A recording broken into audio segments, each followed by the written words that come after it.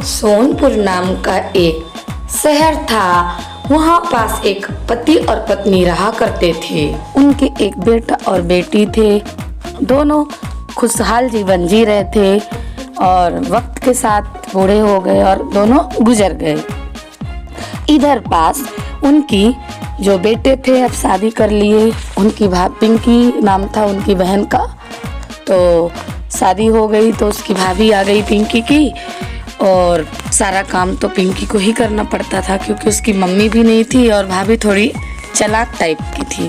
फिर क्या हुआ कि भाभी उसका भाई बोला कि पिंकी की शादी कर देते हैं। तो उसकी भाभी बोली नहीं नहीं, अभी शादी नहीं करना है, अभी हमारे पेट में जो बच्चा पल रहा है उसकी देखभाल कौन करेगा। और इधर पिंकी सब सुन रही थी, लेकिन हो गया सोची मेरी भाभी हैं, फिर भी खुशी खुशी उसने सब कर दिया।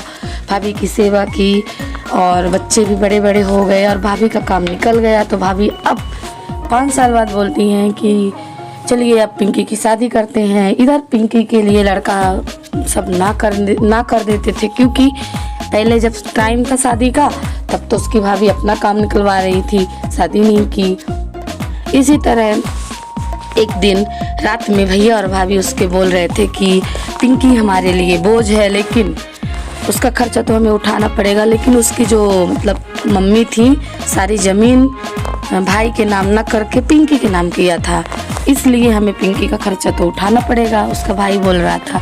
इधर पिंकी ने सब सुन लिया और पिंकी को काफ़ी बुरा लगता है। वह सुबह उठती है और भैया भाभी से कोई बात नहीं करती और घर छोड़ के चली जाती है।